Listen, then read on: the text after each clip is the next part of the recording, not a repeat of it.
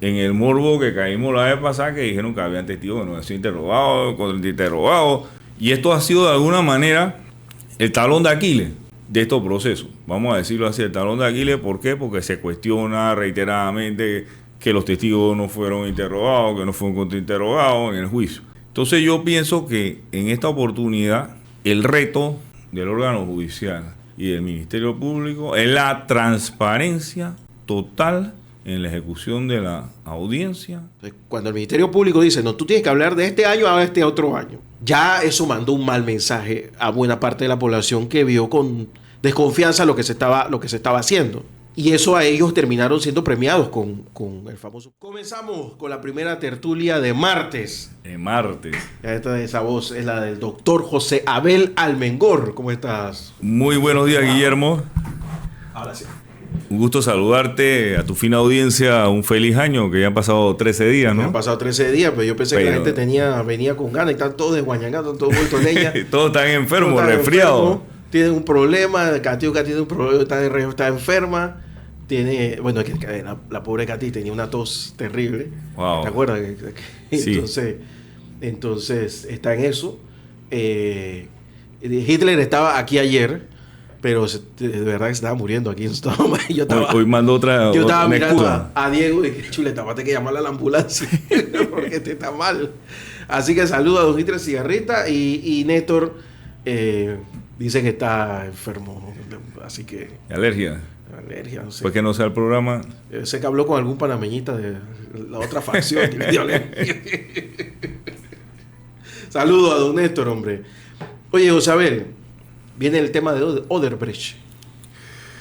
Un tema muy interesante, una audiencia que va a sentar un antes y un después en la justicia penal panameña, pero definitivamente, mira, en el día de ayer escuchábamos la noticia que Keiko Fujimori había sido liberada de los cargos del proceso de Odebrecht a través de un proceso, una inconstitucionalidad, mencionaba la noticia a nivel internacional, lo que se vio específicamente pues en todas las informaciones que estaban circulando.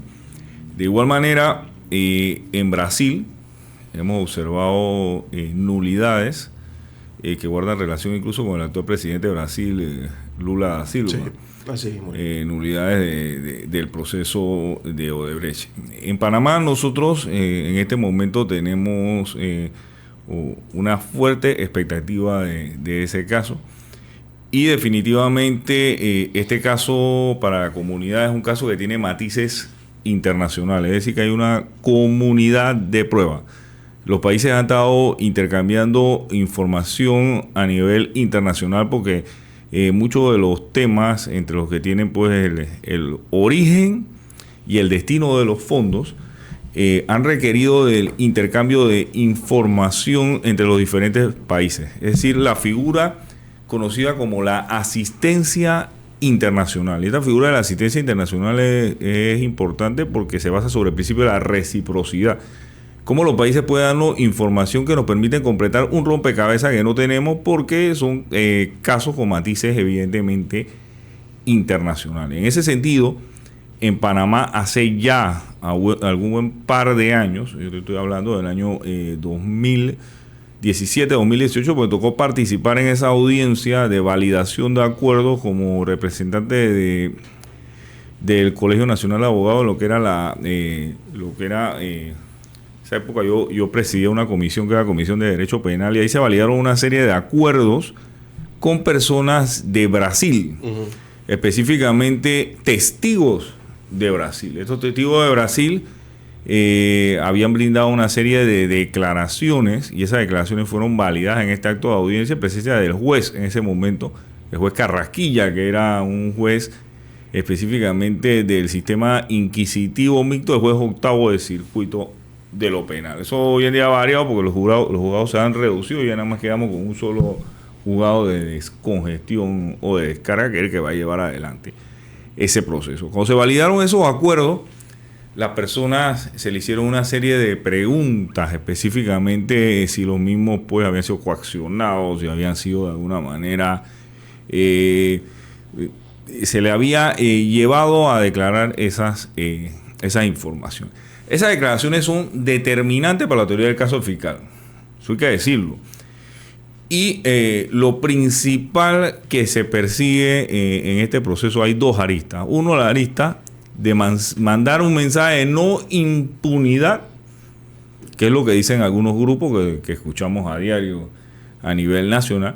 Pero el segundo mensaje que tiene que tener en mente el órgano judicial y el Ministerio Público, mandar un mensaje de publicidad, es decir, que este juicio pueda ser público para todos los ciudadanos y además de que pueda ser público, sea un juicio que tenga características de ser prístino, respeto de los derechos humanos y muy importante, que se valore plenamente el principio de bilateralidad, contradicción de la prueba, que la prueba pueda ser contradecida por la parte defensora. Y digo esto porque ya sea que estos testigos se cuenten en el extranjero, que sean testigos que evidentemente no van a poder participar físicamente en Panamá en el juicio, pero existen todo un gran número de tecnologías que permiten que estos testigos puedan ser interrogados y contrainterrogados. Por lo que no, el lujo que no nos podemos dar como país es caer nuevamente en ese morbo, vamos a decirlo así, de que ciertos testigos no sean interrogados y contrainterrogados. Y digo esto porque esa es una de las bases de nuestro sistema penal, de corte inquisitivo y de corte acusatorio, que los testigos puedan ser confrontados. Y esto es importante porque en la confrontación del testigo se puede lograr obtener información que vincule o que desvincule a determinada persona al juicio oral. Y el hecho de que el testigo sea un testigo que está declarando en un caso que es un caso delicado, vamos a decirlo así, que la norma permite que el mismo pueda utilizar mecanismos de distorsión de voz, mecanismos dirigidos a que no se identifique su imagen, mecanismos dirigidos a que incluso no se identifique el nombre directamente, sino a través de una clave. Lo que no se puede permitir es que el testigo no sea interrogado y contrainterrogado, porque vamos a caer nuevamente en el morbo que caímos la vez pasada, que dijeron que habían testigos que no habían sido interrogados, contrainterrogados, y esto ha sido de alguna manera el talón de Aquiles de estos procesos. Vamos a decirlo así, el talón de Aquiles. ¿Por qué? Porque se cuestiona reiteradamente que los testigos no fueron interrogados, que no fueron contrainterrogados en el juicio. Entonces yo pienso que en esta oportunidad el reto del órgano judicial y del Ministerio Público es la transparencia total en la ejecución de la audiencia ante el público, que la gente pueda ver directamente esto y que se llegue a la decisión que se tenga que llegar. Si es una decisión de carácter condenatorio, bueno, la decisión será de carácter condenatorio. Sabes que ahora que hablabas del morbo, yo me quiero quedar ahí porque yo recuerdo haber estado transmitiendo desde la propia Corte Suprema de Justicia cuando se hizo ¿te acuerdas estas interrogatorios que se hicieron a una gente en Brasil? Correcto, ese es el tema. Pero que se acotó el término del cual se iba a hablar, lo cual a mí me pareció un despropósito, porque si tú tienes un tema tan abarcador que pues tiene tentáculos en toda Latinoamérica y que traspasó el tiempo de diferentes administraciones gubernamentales en toda América Latina, tú tenías que buscar todo. Entonces, cuando el Ministerio Público dice, no, tú tienes que hablar de este año a este otro año, ya eso mandó un mal mensaje a buena parte de la población que vio con desconfianza lo que se estaba haciendo. Y eso a ellos terminaron siendo premiados con el famoso principio de relación premiada, que tú me dirás dónde queda eso ahora, si estas personas pues que han quedado eximidas de cualquier tipo de condena, pues ahora van a decir, no, tú me interrogaste, ya no quiero saber nada.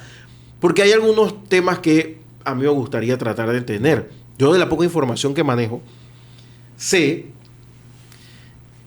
que la primera vez que todos los involucrados, en los principales involucrados en el asunto, le vieron la cara a Marcelo Odebrecht fue en República Dominicana en junio del año 2009. Y yo no he escuchado nunca a nadie hablar de eso. O sea, esto no es una información de inteligencia secreta, es una cosa que salió en los medios. Ellos fueron a conocer cómo era el metro de Santo Domingo. Y el propio Marcelo Odebrecht se lo enseñó a 2 expresidentes, a un exalcalde, a un exministro. Todos ellos fueron allá. Y fue la primera vez que le vieron la cara a Marcelo Odebrecht. La primera vez. Por lo menos que nosotros conozcamos. Así que estamos hablando incluso el año 2009. Y a partir de ahí, yo terminaría investigándolo todo. Porque, ¿sabes qué pasa? En República Dominicana, la investigación de Odebrecht se dividió también en 2. Un gobierno que quiso acabar con los de atrás y después vino el otro que llevó al resto. Pero para la población quedó como una evidente manipulación política. Caiga quien caiga. Así es. Entonces... Eso generó hasta un libro. Bueno, entonces lo que te quiero decir es de que el caso de Odebrecht se ha convertido más en una herramienta política en América Latina, ahí está Lula, que un hecho de justicia. Mira, en Panamá hay algo importante que acotar. Para el año 2017, específicamente, que se da la audiencia a la que menciona, a que yo también tuve la oportunidad de participar, fue un hecho histórico.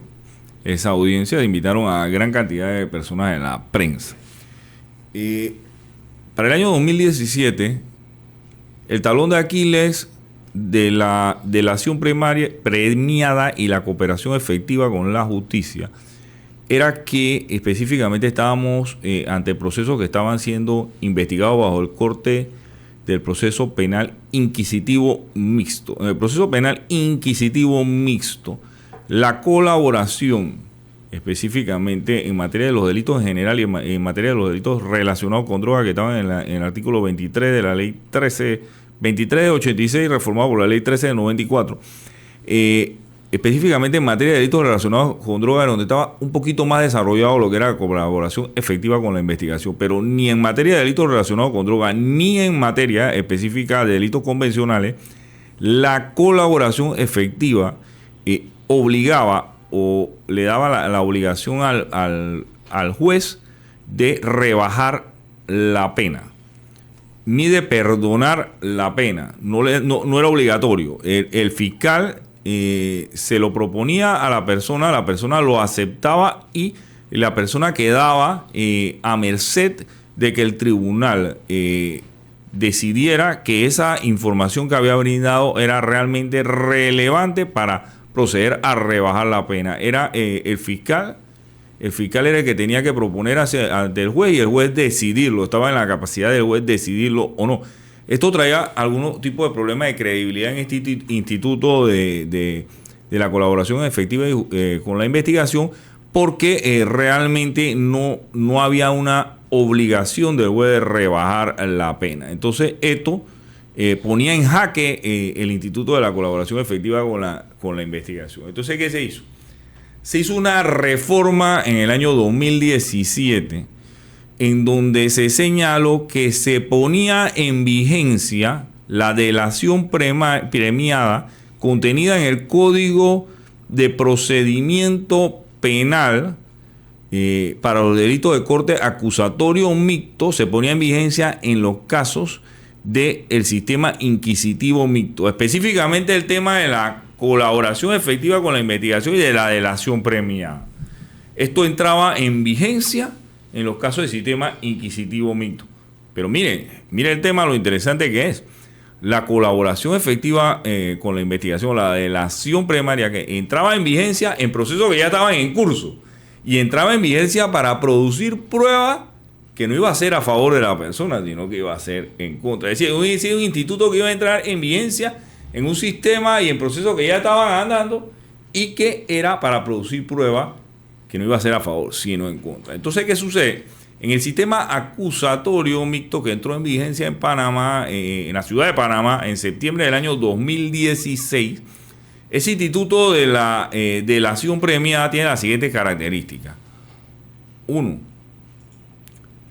la persona que declara, se valida el acuerdo por parte del juez de garantía, firma un acuerdo ante el fiscal y se valida ante el juez de garantía, y el juez de garantía únicamente no puede validar un acuerdo cuando es un acuerdo que ha sido de alguna manera obtenido mediante un soborno, mediante amenaza, mediante coacción. Es decir, en todos los eventos, otro evento del fiscal, el juez de garantía procede a validar el acuerdo. Como esta normativa entró en vigencia para los procesos que estaban en curso en el sistema inquisitivo mixto en el año 2017, era el juez convencional el que validaba el acuerdo, que el caso fue Carrasquilla. Pero ¿qué sucede? La normativa del sistema penal acusatorio también señala que una vez validado un acuerdo, pues cuando usted valida un acuerdo, es porque usted debe partir del presupuesto, así sea, que en el acuerdo usted proceda a liberar a la persona de algunos cargos o de todos los cargos, que fue lo que sucedió. Estas personas que declararon estaban relacionados con el proceso de Brecht, ¿verdad? No olvidemos eso. Eran personas relacionadas y por eso declararon y por eso llegaron a un acuerdo. Entonces, esta persona, cuando declaran, evidentemente, como esto se dio no bajo el corte de una prueba anticipada. ¿Qué sería una prueba anticipada? Una prueba que no se puede repetir. Entonces hay que preconstituirla porque no se puede repetir. Esto se dio bajo el corte de la validación del acuerdo. Pero como parte, la norma de la validación del acuerdo señala que esta persona, que es un testigo, que se convierte en un testigo, tiene que venir a declarar cuando el Ministerio Público lo requiera.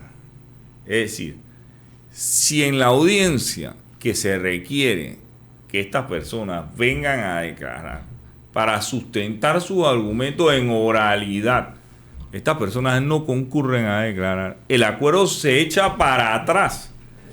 Y la investigación debe continuar en contra de esas personas. Entonces la pregunta es, ¿estas personas han sido ubicadas? ¿Estas personas se van a conectar a través de medios tecnológicos? ¿Estas personas van a participar directamente y personalmente? El Ministerio Público va a traer a estas personas para que estas personas fundamenten la acusación ya en una etapa más avanzada del proceso.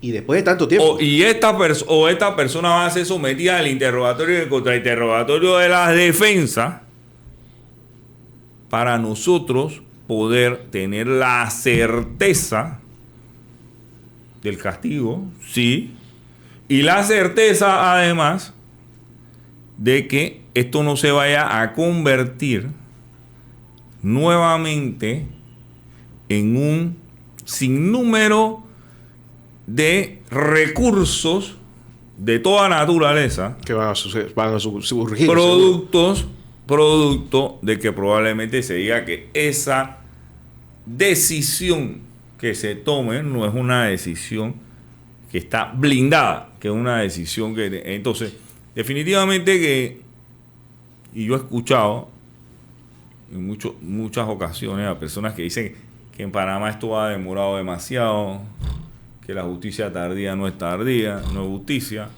que han pasado demasiados años, que es cierto,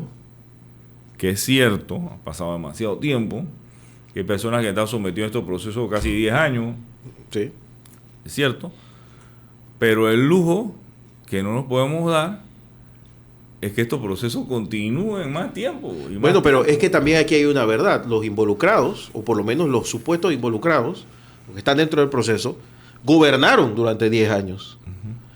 Y tenían, de alguna forma, algún tipo de injerencia en el Ministerio Público. Entonces, por supuesto que se ha dilatado todo. Y, ojo, no estoy hablando de 2 gobiernos, estoy hablando de 3. Claro. Porque, por ejemplo, está el caso de te digo lo que yo, sin ser abogado, como lo veo. Y una cosa que me llama la atención es que yo me he dado cuenta que el derecho siempre es como muy procedimental, pero también lógico. Claro. Entonces, ¿qué lógica tiene que tú me digas que todo un conjunto de cosas se hicieron a través de coimas, pero hay otro conjunto de cosas que se hicieron kosher, que se hicieron con licitación y que todo fue transparente y que todo fue bien, por el mismo sujeto investigado o los mismos sujetos coaligados de la investigación. Te doy ejemplos. Todo el trabajo que se hizo con el municipio, con Odebrecht, el municipio de Panamá y Odebrecht, resulta ser que fue prístino. Las aceras, Y que los todo quedó, adoquines, todo fue perfecto. El Remigio Rojas, perfecto. perfecto ahí todo. O sea, todo lo que pasó en el gobierno de Martín, todo fue perfecto. Todo lo que sucedió en el municipio, todo fue perfecto. Pero justo los problemas están en el gobierno de Martinelli y algunos aparentemente en el otro gobierno, pero eso tampoco quedó claro. Entonces, no es lógico, no es procedimental. Entonces da la impresión de que es una investigación sesgada y mal hecha. Bueno, pero mira, Guillermo. Es la impresión, no es una impresión. No necesariamente mira, tiene que ser Guillermo, así. aquí hay dos cosas. El tema de la Procuraduría Paralela fue muy comentado, hasta por el actual presidente de la República, ¿sabes? De la Procuraduría Paralela. Eso no es un secreto. Más bien, digamos que eso es un secreto a voces. Claro. Entonces, el tema de la Procuraduría Paralela. Dos, y debemos mirar esto con cierta luz larga. El hecho de que evidentemente hay otros proyectos, como tú señalas, que son proyectos que se dice que no tuvieron ningún tipo de problema, que todo estuvo ordenado y correcto. Específicamente en este caso, debo adicionar, porque esto no es de lado a lado, otro componente, que es el componente que se habla de que supuestamente hay donaciones a campaña política que están mezcladas. Eso pasó en Perú y pasó en Ecuador. Que están La pregunta mezcladas. es por qué no pasó aquí en Panamá, que es lo que yo no entiendo. Pero es lo que te digo, no es lógico ni es procedimental. Sucedió también, había dinero que era en Dominicana también se habló de eso. Para temas de financiamiento de campaña política, que era dinero que fue mezclado, que no se sabe si fue una coima, una donación, que eso nunca se ha explicado. Pero bueno, el dinero entró en las cuentas de difícil, vamos a decirlo así, incluso de difícil detección para los funcionarios de los bancos, específicamente las unidades de análisis que están dentro de los bancos que determinan la debida diligencia, que era una empresa conocida a nivel de Latinoamérica y tenía proyectos en toda América Latina. Entonces reportar una cuenta de movimiento de estas envergaduras era complicado, más allá de la famosa caja negra, que supuestamente eran otras empresas que hacían movimientos financieros para el pago de estas coimas. Entonces, yo lo que debo decir al respecto de este caso, en este caso se utilizaron múltiples estratagemas de blanqueo, y se utilizaron múltiples técnicas de investigación. Entre esas técnicas de investigación yo puedo mencionar la utilización de testigos protegidos, la utilización de asistencias internacionales, pero el Ministerio Público tiene gran cantidad de técnicas de investigación adicionales, como la interceptación de teléfonos, como la interceptación de correos electrónicos, como la verificación de cuentas bancarias. Cuando el Ministerio Público utiliza los testigos protegidos, ese es como ya el último escenario del Estado, que el Estado tiene toda la capacidad investigativa para ir en contra de un ser humano en particular. Entonces, cuando tú tienes que echar mano ya de lo que es la colaboración judicial, es un tema muy complejo. Hay autores como Eugenio Raúl Zaffaroni que le llaman a estos testigos mercenarios de la verdad, que venden hasta la madre por una rebaja de pena. Tantas cosas. El Ministerio Público pareciera que debiera tener otro tipo de mecanismo para llegar a la verdad diferente a los llamados testigos protegidos. Los que de alguna manera defienden esta forma de investigación la defiende porque dice que son delitos complejos, Sí, pero delitos... hasta el día de hoy, que yo sepa, no ha habido una investigación de un delito protegido que haya llevado a una condena en firme creíble. Porque te doy el caso de Martinelli, que a mí no me interesa defenderlo, pero yo estoy viendo el juicio y estoy viendo un tipo que dice que le pasó $1 millón al papá y el papá le dio 2 al otro hermano y después le pasaron 3, y eso, que yo sepa, eso está en el Código Penal, eso que ellos estaban describiendo, y los 3 estaban protegidos. Entonces yo me quedé pensando, pero el tipo está confesando un delito y son testigos protegidos, y entonces el que va a pagar es el otro. No entendí. Hay que meterlos presos a todos, pero no quedó así. Yo no, claro, quedó la percepción de que, oye, esto es una cuestión política casi que evidente. Mira, lo que sucede, Guillermo, es que en el manejo de estas técnicas de investigación hay que establecer los debidos controles. Y esto yo lo digo de manera muy objetiva. ¿Qué sucede? Cuando usted va a utilizar un testigo protegido, usted tiene que, como fiscal, tener la experiencia, la capacidad para poder corroborar lo que le está diciendo el testigo a través de otro tipo de pruebas periféricas. Usted no se puede quedar exclusivamente con lo que le dice el testigo protegido. Usted tiene que tener pruebas periféricas de lo que él está diciendo, se ajusta a la realidad. Es decir, si el tipo le menciona algunos movimientos bancarios, usted tiene que ir a verificar esos movimientos bancarios, que eso se ajusta a la realidad y manejar información del caso, porque si no, ¿qué sucede? Lo que estás planteando tú, que va más allá del simple hecho de que si el testigo le perdonan o no le perdonan supuesto delito que comete, va más allá. Y te digo por qué va más allá.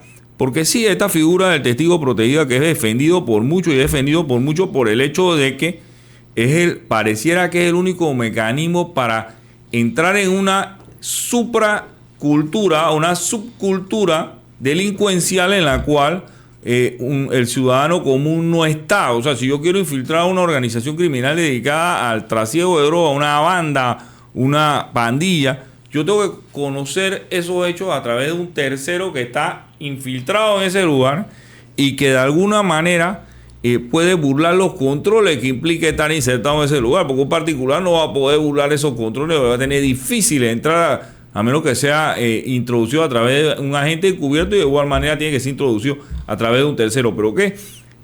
Por eso es que estas figuras son protegidas y son utilizadas. Lo que no puede suceder es que el testigo te diga lo que a él le dé la gana de manera segmentada o sesgada, porque tú no sabes controlar o manejar ese testigo. Entonces, el fiscal tiene que saber controlar y manejar ese testigo, y para eso tiene que tener información que es información definitivamente de calidad para poder controlar ese testigo, porque ¿qué es lo que sucede? Para eso, en eso es muy experto manejando esos temas mi gran amigo Patricio Candanero, acá le mandamos saludos. Saludos. Y definitivamente, porque de lo contrario, el tipo te puede estar diciendo lo que le dé la gana. ¿Ah? ¿Qué es lo que da la impresión? Y entonces, ¿en qué terminamos? Otro tema que es fundamental, yo debo decirlo aquí, es que y los fiscales tienen que ver eso en su futuro. En el futuro yo no soy quien para decirles nada al respecto, pero ahí está la ley del 2007 de la Policía Técnica Judicial, en donde la ley esa establece que en los casos de blanqueo de capitales los peritajes tienen que ser realizados en el IMEL, el Instituto de Medicina Legal y Ciencia Forense, y por personal idóneo y capacitado del Instituto de Medicina Legal y Ciencia Forense. Lo que no se puede usar es a cualquiera funcionario de inteligencia o de alguna división de inteligencia de la Policía Nacional para servir como supuesto perito financiero, cuando realmente lo que existe ahí es un informe de actuación. Eso está bien claro en un informe de actuación financiero, y eso está bien claro en la ley. Entonces, esos informes de actuación financiera realmente son informes que son útiles para iniciar una investigación, pero no son útiles para ya llegar a una conclusión determinante del caso. 8:02 minutos de la mañana, vamos a la pausa. Don Diego, está con nosotros el doctor José Abel Almengor en la tertulia de martes. Estamos hablando del caso Odebrecht, que viene con todo, con todo en los próximos días. Aquí en la mañana Ancon, por Radio Ancon.